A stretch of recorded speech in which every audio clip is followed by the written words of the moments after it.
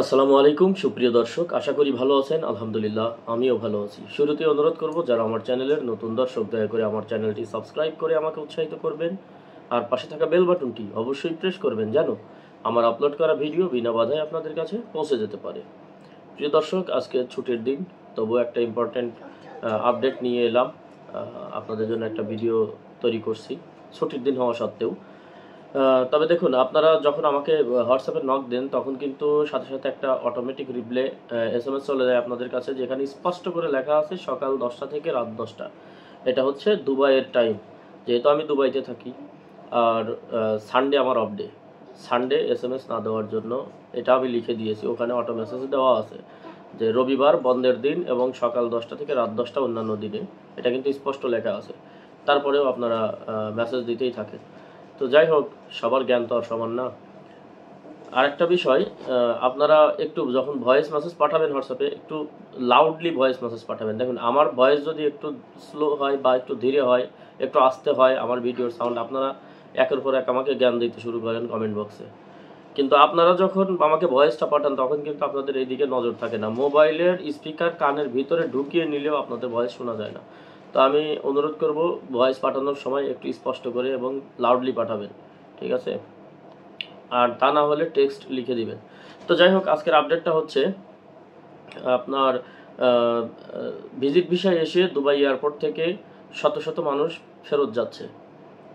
আজ মোটামুটি কাল বা পরশু দিন, 2 দিন থেকে এরকম হচ্ছে, এরকম শোনা যাচ্ছে। এটার কারণ কি? দেখুন, শুধু দুবাই এয়ারপোর্ট না, আবুধাবি বলেন, শারজা বলেন, দুবাই এয়ারপোর্ট বলেন, সবগুলো এয়ারপোর্ট দিয়ে সেম কাহিনী হয়ে গেছে। এবং অন্যান্য যারা জাতি আছে, ইন্ডিয়ান, নেপালি, তাদের ক্ষেত্রেও কিন্তু জিনিসটা একটু জটিল হয়ে গেছে।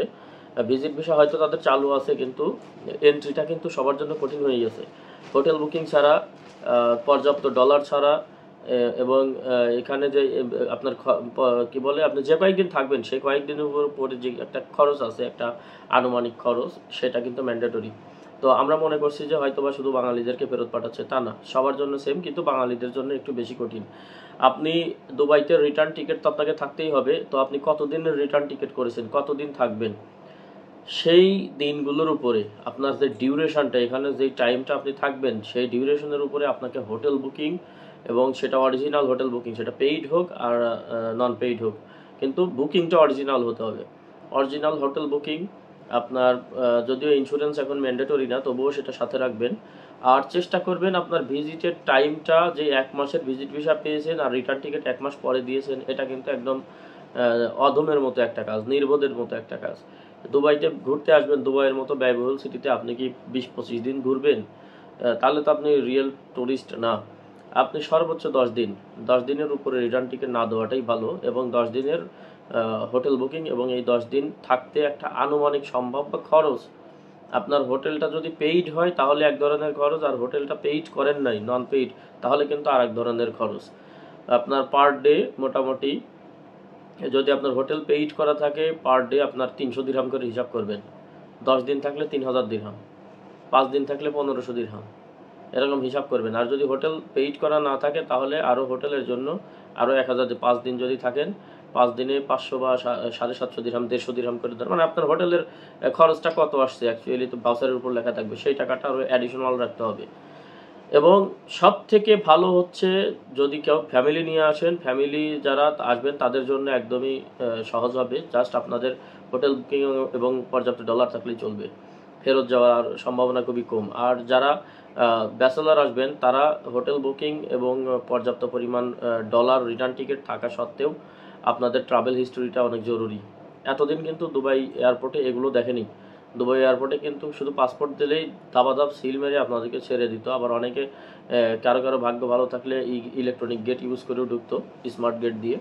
তো ভিজিটের ক্ষেত্রে ম্যাক্সিমাম স্মার্ট গেট কাজ করে না। তো যাই হোক, অনেকে আবার চলেও আসছে। তো এই সব কারণে কিন্তু এখন ফেরত পাঠাচ্ছে।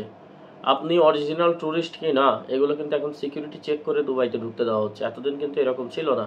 তো আপনারা হয়তো অনেকে মনে করতে পারেন শুধু বাংলাদেশিদের ক্ষেত্রেই এরকম হচ্ছে, না, সবার ক্ষেত্রে এরকম হচ্ছে। বিশেষ করে সাউথ এশিয়ার দেশগুলোর জন্য এরকম হচ্ছে।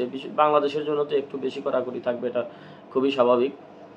বিগত 2 দিনে আপনার যত মানুষ টার্মিনাল 1-এ বিশেষ করে দুবাই এয়ারপোর্ট টার্মিনাল 1-এ যারা নেমেছে তাদের এই ভোগান্তিটা বেশি ছিল এবং বেশিরভাগ মানুষ ফেরত গেছে। কারণ সবাই তো দুবাইকে মনে করে একদম কি বলে শ্বশুরবাড়ি, সেকেন্ড হোম মনে করে, যে ভিজিট ভিসা পাইছি তো ঢুকতে পারবো।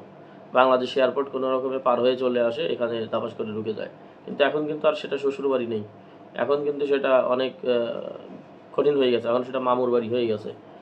সুতরাং আপনাদেরকে এই বিষয়গুলো খেয়াল রাখতে হবে যে এয়ারপোর্টের নিয়মকানুন এগুলো ফলো করতে হবে। আর কেউ যদি আরও বেশি নিরাপদে আসতে চান তাহলে অবশ্যই এমিরেটসে টিকিট করবেন, টার্মিনাল 3 দিয়ে আসার চেষ্টা করবেন।